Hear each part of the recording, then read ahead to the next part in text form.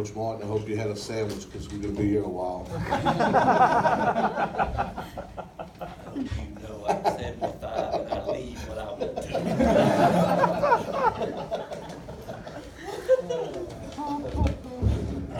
Congratulations. Good stuff. All right, so we'll go ahead and get us started, and then we'll go to the student athletes. I just want to start off by saying to the folks here at Louisiana State University, we were so pleased with the way we were treated by everyone. The tournament was a first-class event. They did a wonderful job from maintaining the field to the dugout to allowing us to see things that maybe others hadn't been privileged to see, such as the new weight room and the batting cage. And I'm just very emotional, you might say, because this is my last trip here for a while, unless we come back over here for a regional in the future. But I just can't say enough about the organization of this tournament. So many times when you go on the road, thank God we haven't been on the road many times, but you get on the road and people do not treat you the way that you want to be treated, and LSU treated us overboard the way we wanted to be treated. Okay, we'll go ahead and take questions for the student athletes, and then we'll come back to Coach. Front right, you got one? Yeah. Go ahead.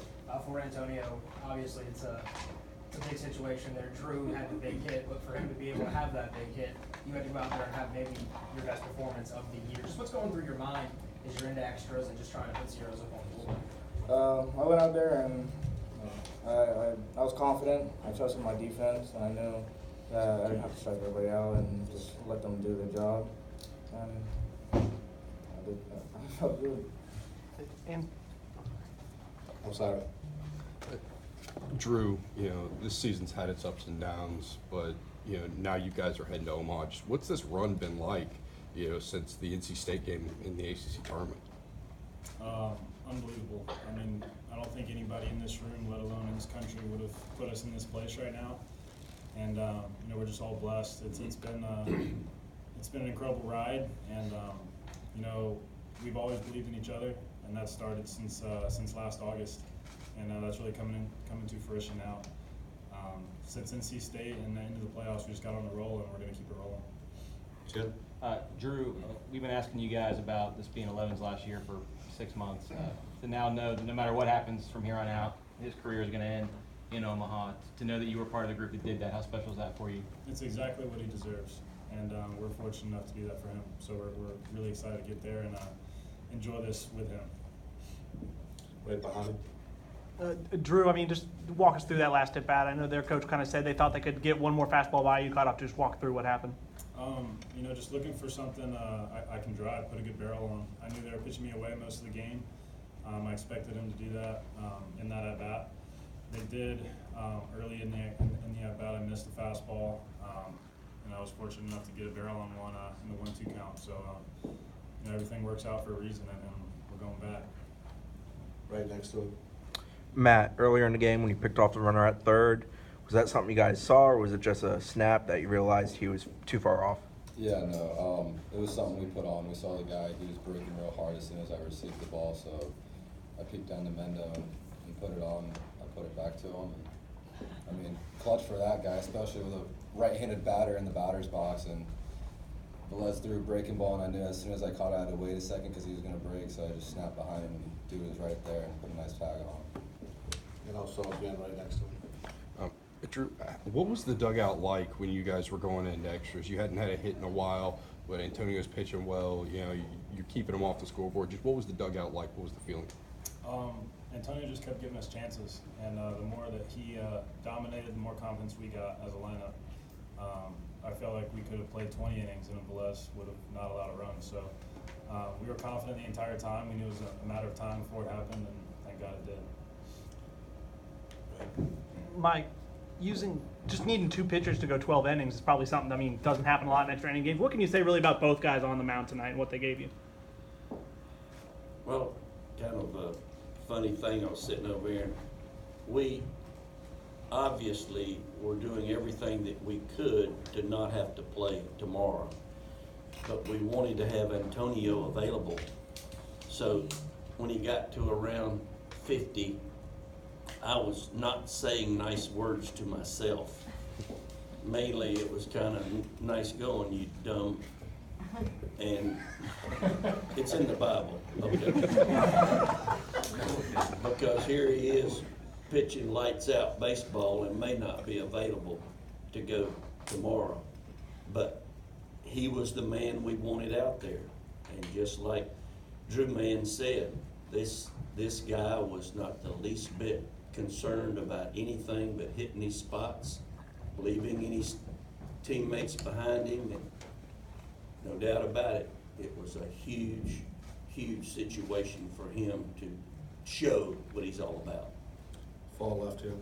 Drew, yesterday Reese said that the reason he could expect fastballs because you were on deck, and they didn't want to walk him to get to you. Today, the LSU coach said that with Robbie on deck, they wanted to pitch, maybe not wanted to pitch to you, but he's hitting 340. Oh, yeah. I mean, that's a tough decision for him, but I guess the depth of your lineup, what did that do, and what does that speak to the depth of the lineup? I mean, we had this feeling since fall practice that we were going to have the best lineup in the country, and really the whole year it's kind of been some guys are hot, some guys are cold, and we've never really been clicking on all cylinders. And I think now we're still almost there. But Robbie has had an incredible year. I mean, freshman All ACC team, and he deserves every bit of respect. So I mean, I get it, but yeah, no, Robbie deserves every bit of that. Back left. Can any of the players just speak to the job that LSU's reliever was doing from coming into the sixth to kind of holding you guys down until the end of this thing? I mean, he threw yesterday as well, if I'm not mistaken, and for him to come out on no day's rest and hit his spots like he did with really only 2 pitches and maintain his velocity that long was incredible. He did a fantastic job. Good. Antonio, the top of their lineup, particularly later in the game, really started to put some things together. You saw them multiple times and got through them, particularly the second time once you got through that inning in that lineup. I guess what was that like for you, and I guess what was just the emotions like knowing that you had made it through? Well, I was very pumped after. I knew what I had to do, so I made the pitch and got hyped and tried to get my team hyped so we can win it. Back left here again. Drew, at one stretch you guys were 7-13 in a 20-game stretch. Did you think this was possible? I know, sorry, I didn't mean to bring up that. Did you think this was possible, even when y'all were going through those tough times in the middle of the season? Nobody wants to say we had our doubts, but we might have had some doubts. But we always believed in each other. We knew we were a young team, and I think it's safe to say that none of these freshmen are freshmen anymore. Especially this guy down at the end, he's done a phenomenal job behind the plate. And it's a tribute to our coaching staff, just getting all these young guys ready for this atmosphere. And you know, it's been building all season, and I think we're playing our best baseball now. Okay, we'll take one more for the players. Drew, obviously the road to get there has been different. Some of the circumstances have been different, but you were on that team that caught fire at the end of the year and made Omaha 2 years ago. What have some of the similarities been between this squad and that? A lot. The things that we heard from the media during that year, we weren't going to make 40, we weren't going to make the playoffs. Made our run in the ACC tournament that year. This year a little bit different. We go on the road for a regional. The same kind of thing. It's always going to happen. For whatever reason, this man's got something going on and knows how to get us going at the right time. So I think that's just another example. Okay. We'll go ahead and let the student athletes go, and we'll open questions for Coach Moore. Kendall? Great job, everybody. Y'all don't have to go through that stupid drug test, do you? Y'all want the name tags taken?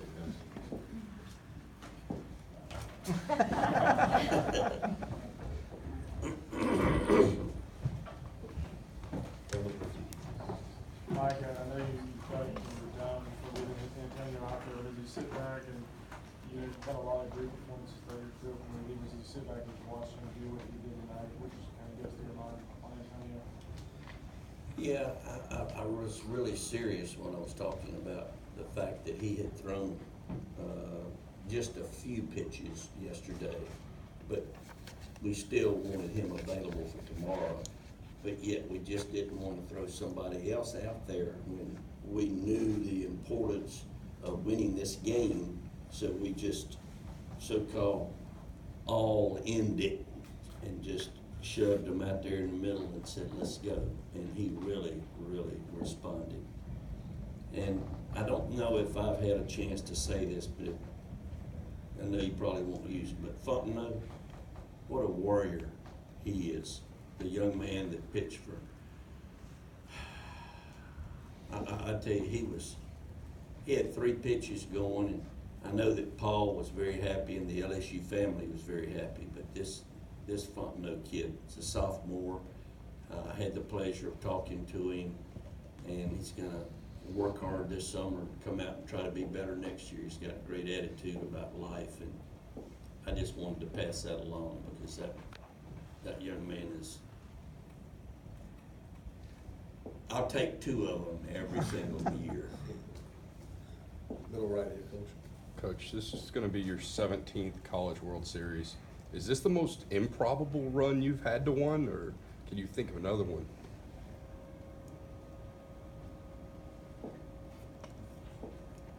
I would,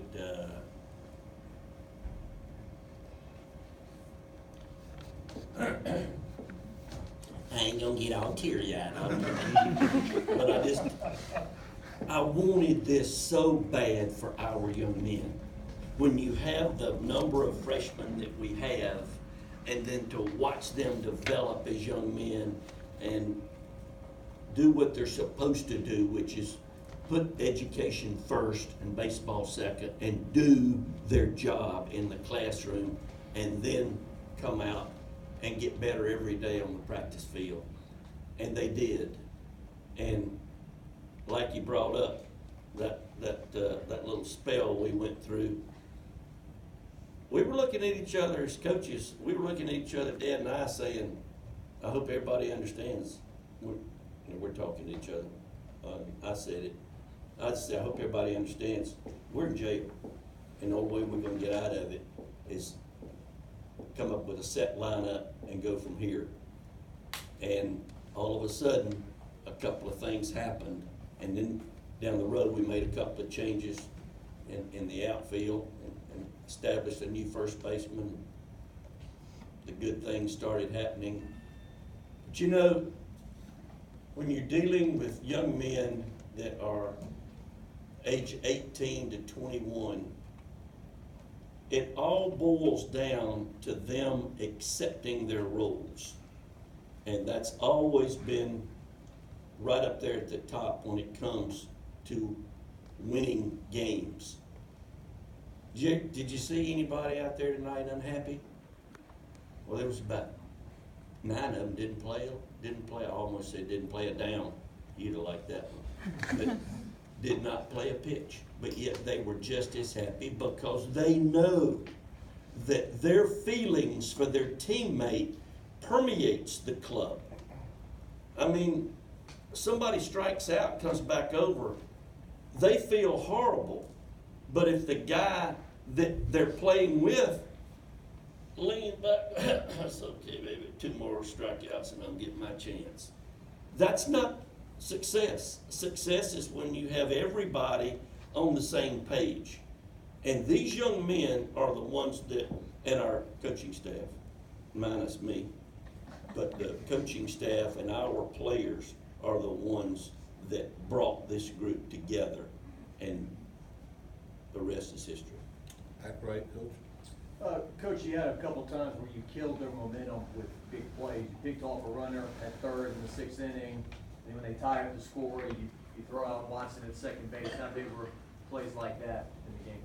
Something that you just don't expect is just you're a foot away from the guy being safe at second. The throw was right on the money.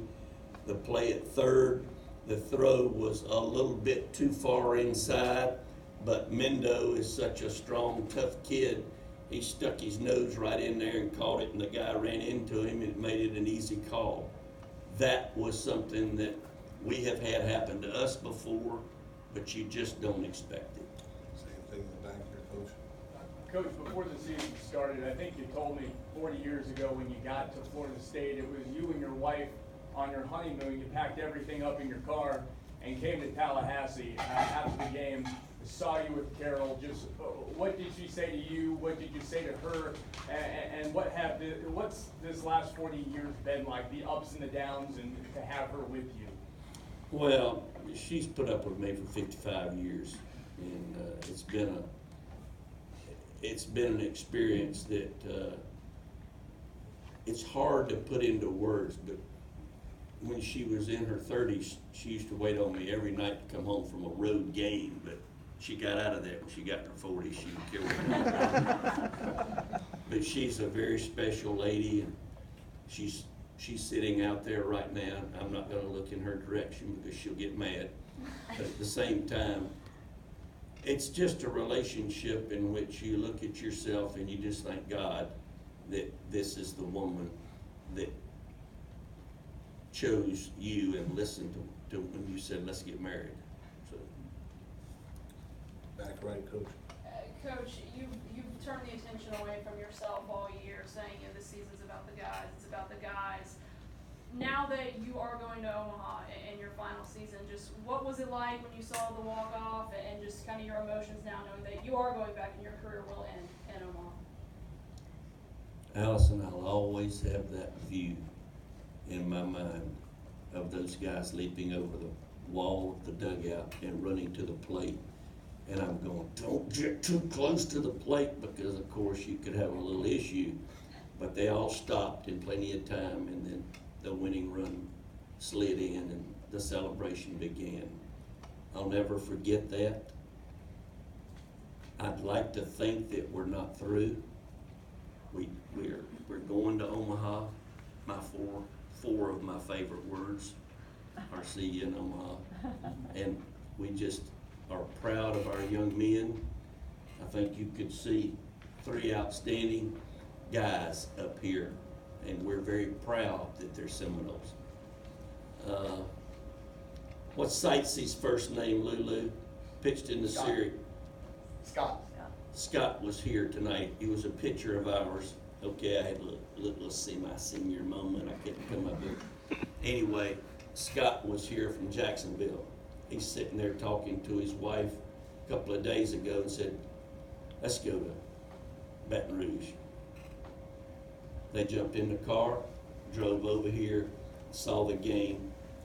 Why? Because he's a Seminole. And it really means a lot to us as coaches when those young men show up this far away from home just to be with the team in which they were a part of. He started a College World Series game 5 years ago.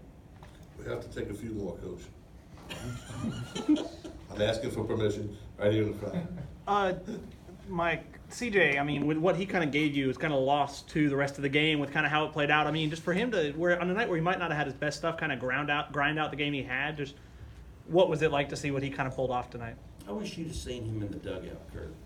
He was over there just ranting and raving and encouraging everybody and battling. He wasn't thinking about, oh, I'm not going to get the win, somebody else is going to get it. He didn't react when he was not chosen to come up here in this threesome that was up here earlier.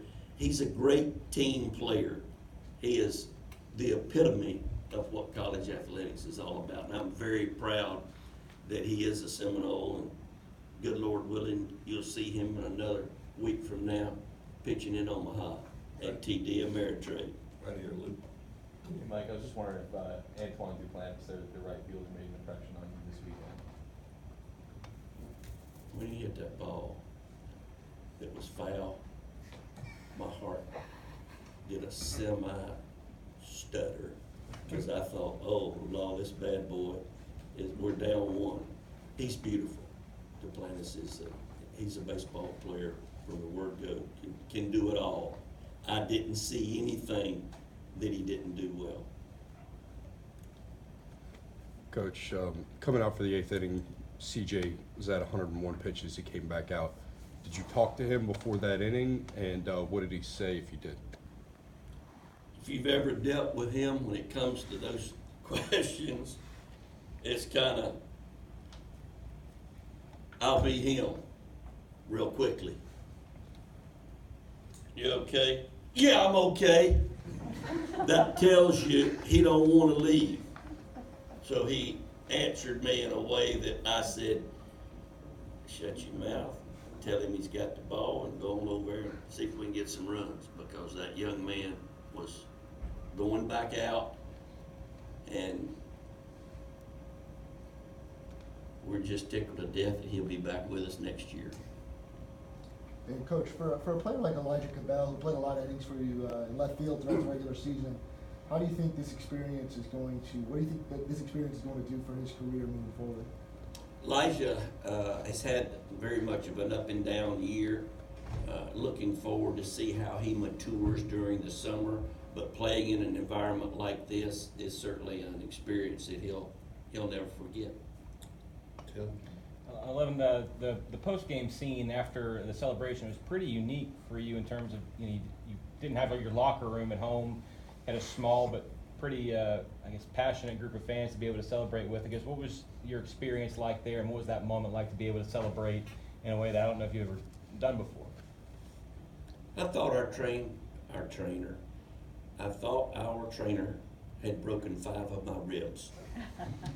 He absolutely gave it one of these bear hugs, and I said, oh heck, I've been trying to hide this bony chest for so long, let it go. And he hugged me, and I'm saying, that's what this is all about, because here he's getting a chance, and he's been a great trainer. He's taken care of our young men over and above, and those are things that you just will never forget. This night will be etched in stone with me for the rest of my life. 2 more, Coach, one in the back and one in the front end.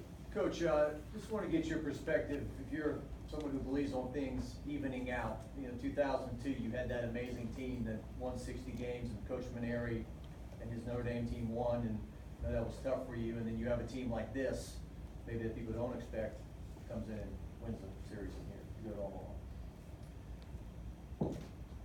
I don't ever think things even out, because being a baseball player, you hit a ball, 2 or 3 balls hard, and they're right at somebody, and 2 days later you get a jam sandwich to the left and a little flare to right, and somebody says, see, I told you they'd even out. No, they didn't even out. I would have had at least 4 hits hitting the ball like I hit it. But Paul Maneri is a man that's great for our game of college baseball, and what a tremendous job he did this year, having gone through so many injuries with his team. And you really got to tip your hat to him, the way he handles victory and defeat. He is a credit to the coaching profession. Right here will be the last in the front, right here, Coach. This time of year, in regards to the bullpen, coaches always find those 1 or 2 guys that become the mainstays of that bullpen, first choice out. Antonio Velez has been that guy for this staff. In the regionals, you've not hesitated to bring him into ball games. What have you seen from him the last 2-3 weeks that's giving your staff confidence to bring him and put him on the mound? He has proven that no situation is too big for him. He doesn't care if you put him in there, bases loaded on a 2-0 count, and you couldn't get a guy ready. That's what happens, so to speak. He comes jogging in, and I tell him, he doesn't go 2-0. It's okay. Here's what we got to do. Got a great head on his shoulders. Played at a tremendous high school in Tampa. A good student. This young man has a very good future in front of him. Antonio Velez will be a big part of our team in Omaha and certainly next year. Coach, I want to personally thank you for what you've done for college baseball, and congratulate you and win it all up there. We can play hard. Thanks very much. And I want to thank all of you for promoting college baseball.